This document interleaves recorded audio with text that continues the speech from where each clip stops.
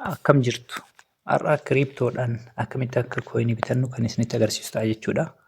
Kan irra jirru ji'a waliiniti. Waliin manzii keessa jirra. Appilikeeshinii waliin bira dhaqna jechuudha. Waliin appilikeeshin namoonni hin qabne karaalee salphaa armaan gadii kanaan yeroo hundaa yeroo viidiyoo qabadhee dhufu isinitti kan agarsiisu ta'a ni buufattu. Jalqaba irratti gara Google Play yookiin immoo App Store dhaqna. San booda iddoo sarchi baarii tuqnee gara olii kanatti qubee afaan Oromoo qulqulluudhaan waliin jennee sarchi goona jechuudha. Sana booda waliin kana erga sarchi goone booda waliin app haala kanaan isinii dhufa. Yoo dura buufattanii qabaattan open isiniin jedha. Yoo dura hin qabaatin immoo download godhi isiniin jedha jechuudha. Mee amma open godhe kallattiin seenee isinitti agarsiisa. Waliin irra ni seennaa. Erga waliin irra seennee booda gara daashboordiitti dhufna. Daashboordii jechuun iddoo kana kun immoo piroofaayilii keessani. Piroofaayila keessan yoo dandeettan waliin manzii irratti deeffadhaa hundumti keessanuu. Sana booda piroofaayilii garana dhufnee daashboordii ni tuqna. Erga daashboordii tuqnee booda gara mataa gubbaa olii baaneet sarara sadii kana tuqna. Sarara sadiis kana erga tuqnee booda iddoo kaarent waalee baalaansii jedhu kana ni tuqna. Erga isa cuqaafnee booda kallattiidhaan eessa seennaa waaletii irraa kan nuti qabnu doolaara sadii yookiin immoo kooyinii waliin sadii qabna jechuudha. Mee har'a isa jidduu jiru kana add baalaansed waalet kan jedhu tuqne. Filannoowwan armaan gaditti nuu dhufan ni filanna jechuudha. Maanuwaal peeyiment jechuun kun yeroo biraa viidiyoo irratti qabadhee kan isiniif dhufu ta'a jechuudha. Isa kana kaleessa viidiyoo irratti isinii dalagee ture. Kutaa tokkoffaa asirratti dalagee. Inni itti aanu kun immoo peeypaaliidha. Isas yeroo biraa yeroo itti aanu qabadhee kan dhufu ta'a. Har'a immoo isa kiriiptoo jedhu kanarratti kan isin agarsiisu ta'a. Sababni kiriiptoo filadheef keessattuu biyyoota Afrikaa keessa namni jirtan guutuu addunyaa irratti yoo Chaayinaa, Israa'elii fi Chaayinaa Iraan hin taateen ala biyyoonni kamiyyuu kiriiptoo fayyadamuu ni dandeessan. Salphumatti kiriiptoodhaan bitachuu, kiriiptoodhaan kooyina isaa jijjiirachuu ni dandeessu jechuudha. Mee amma kallattiidhaan kiriiptoo kan jedhu kana filadhee erga isa filadhee booda continue and pay kan jedhu kana filadha. Continue and pay. Hayyee maaltu nu hafa? Gara oliitti hangam bitachuu barbaaddaa jedha. Doolaara 100 moo 200 moo doolaara 300 moo 500 jedha.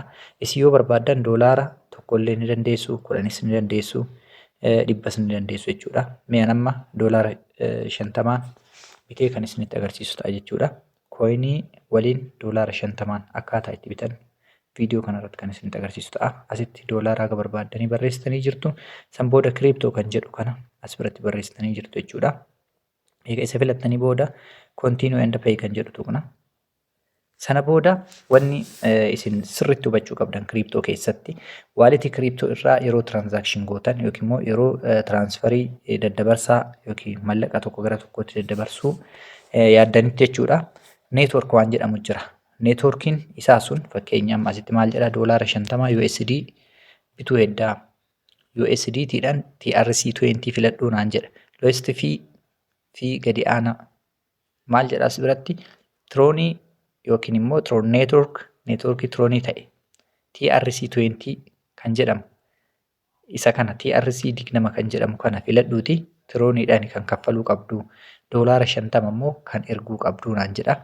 Hayyee mee akkamitti ergina kan jedhuuf barbaadnu QR koodii kana screenshot goonee dhaqnee waaletii irraa erginutti galchina. Yoo barbaadne immoo filannoo lamaanuu isinitti agarsiisan. Isiidhuma tana kooppii goona. Fakkeenya kooppii kan jedhu as bira ni tuqna. Salphumatti kooppii nu ta'ee jira kunoo.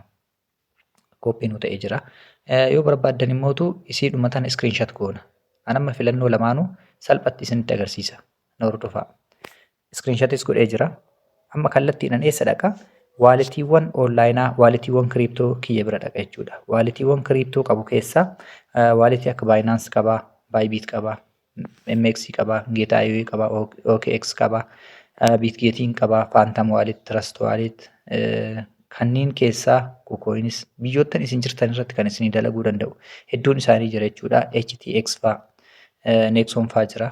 Kanuma barbaaddan kanuma biyya keessa jirtanii filattanii irraa kaffaltu jechuudha. Mee'an salphumatti Binance'n internaashinaala waan ta'eef Binance irra. Binance'n US'n jira ka Ameerikaa jechuudha. Ka Ameerikaan ala ta'e immoo Binance internaashinaal kana daawunlood godhattu. Yoo hin qabaatin viidiyoo Harbor Media Network jala dhaqxanii salphatti argachuu dandeessu jechuudha. Viidiyoon hundi isaatu dalagamee jira waan ta'eef Harbor Media Network jala seentanii tokko isaatiin viidiyoottan akkaataa waaletii kiriiptoo itti banatan jedhu argachuu dandeessu. Playlistii keessatti illee immoo kunoo isiniif kaa'amee jira. Eenyu kaa'ame waliif aappii akkamitti fooloo deebisnu giiftii akkamitti akka bitannu kun kallattiidhaan maastar kaardii keenyarraa yookiin immoo viizaa kaardii keenyarraa akkaataa itti binnu kan jedhu kan isinii kaa'ee salphumatti playlistii jalallee seentaniit playlistii waliin jedhu jala dhaquudhaan waliin appilikeeshin gattuqxanii viidiyoottan 5 achi jala jiran argachuu dandeessu. Mee gara sagantaa keenyarraatti deebina. Erga asii screenshot goonee fudhanne yookiin immoo egaa asii koppii goonee fudhanne booda eessa dhaqna? Salphumatti baayinaansii keenya bira dhaqna jechuudha. Baayinaansii kan koo irraa amma mee'an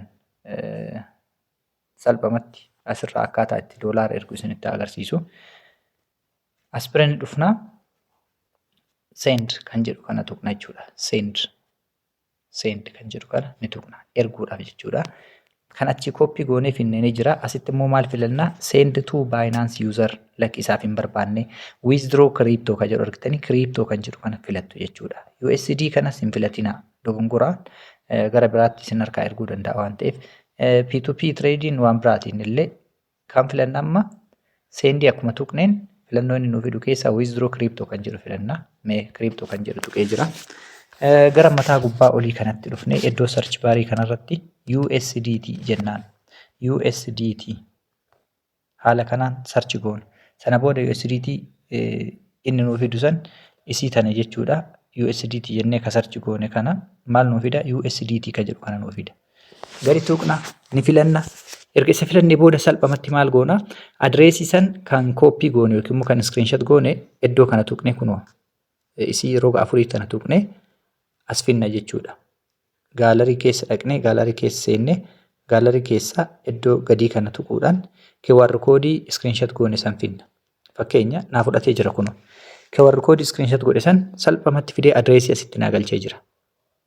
Haalli biraa haalli tokko isa kana. Haalli lammaffaan immoo adreesii kana asirraa haqee kan dura kooppii godhe san gadi qabee iddoo duwwaa kanarra quba kiyya tursiisuudhaan paste kan jedhu yoo dhufu gattuqee paste godha. Hayyee filannoo lama jechuudha. Yookiin kan screenshot goone iddoo kana galchina yookiin immoo kan amma finne kooppii goone san gadi qabnee asirratti paste goona. Kan itti aanu immoo neetwoorkii filanna. Duratti neetwoorkii maali isiniin jedhee ture iddoo kana tuqee isinitti agarsiisa xiyyataan. Neetwoorkiin amma asirra jiru maali? Tokko TRX yookiin Tron neetwoorkii filadhu naan jedha. Doolaara 50 yeroo erguun doolaara takka ni murata jechuudha. Doolaara 51 narraa hir'isa jechuudha. Baayinaansii kiyyarraa 100 yoo gootan 101, 1000 yoo gootan 1001. Doolaarri tokkoon kun fiidha jechuudha. Fiin yookiin immoo kan ittiin ergamu tiraansaakshinii kan ittiin godhamu gadi aanaadha. Neetwoorkiin keenya soolaanaadha miti. Achittis TRC20 20 kan jedhu san ture. Neetwoorkiin keenya mee duuba deebi'ee isinitti agarsiisu. As bira koottaa ilaala. Neetwoorkiin keenya meeqadha? TRC20 yookiin immoo USDT TRC20 neetwoorkii Tronii 20 kan ta'e isa san jechuudha. Asittis kan filannu.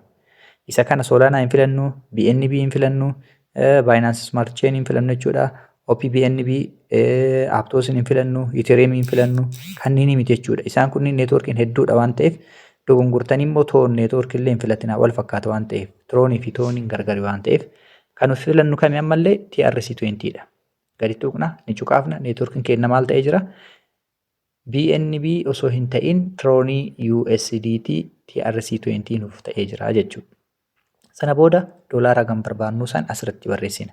Fakkeenya dura achitti meeqa barreesse 50 erga jedhe.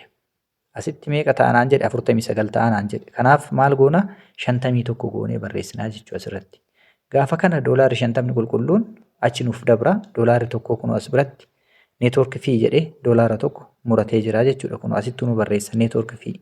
Sana booda withdraw jennaani erga withdraw jenneeni booda kallatti maal nuu fida jechuudha. Wanta nuti itti galfanne san security Binance kennaa san isintu beeka waan ta'eef nuu fida. Ergas booda immoo daqiiqaa takka kan hin guunne keessatti neetwoorkiin achi keessatti ecosystemiin blockchainiin check godhee cross border isa dabarsee dhufee coiniin keenya kallattiidhaan eessatti nu guutama open in wallet app kan jedhu kana gadi tuqna salphamatti send payment kan jedhu dhumarra kan jiru kana ni tuqna jechuudha. I have sent payment kan jedhu kan dhumaa kana yeroo tuqxan akka achi kaffaltanii xumurtanii daqiiqaa takka ga'e amma daqiiqaa keessatti kafalii xumurinaan jedhaa jira daqiiqaa 19 fi sakandii 40 wayii keessatti daqiiqaa 20 kana keessatti xumurinaan jedhaa jira jechuudha neetworkii kanaan. $50 ka ergitu blockchainii confirmation haga inni godhu we will update this screen automatically. Updateii isinii goona jedha. Akkuma isin eessa tuqxaniin jechuudha. Isii I have sent payment jettu kan akkuma tuqxaniin. Sana booda coiniin keessan salphamatti eessa dhufe jechuudha. Coiniin 5,000 kallattimaan waaletii keessan kanarratti kan isiniif galu ta'a jechuudha iddoo kanatti. Haala kanaan waaletiiwwan filannoo filanne keessaa kiriptoodhaan coina keessan guuttadhaa jechuun barbaada. Harbor Media Network irraa isinitti dheeratullee kaliil ture. Kutaa itti aanutti kan biraa kan isiniif qabadhee dhufu ta'a. Horaa bulaa deebanaa yaada fi gaafii qabdan koomentii yaada keessan jala nuu kaayaa wanta isin dhibee yoo jiraate gara waliin aappiitti illee dhufuudhaan salphatti nu argachuu dandeessu jechuudha. Waliin aappii waliin jirra Harbor Media Network akkasumas waliin aappii irratti immoo Harbor Kee yookiin Kaliil Arab kan jedhuun sarchi gootanii salphatti nu argachuu dandeessu. Gama miidiyaalee hawaasaa biraatiin gama feesbuukaatiin illee salphamatti nu argachuu dandeessanii gara laafoo kee kan jedhu jalatti nu argachuu dandeessu jechuudha. Horaa bulaa deebanaa.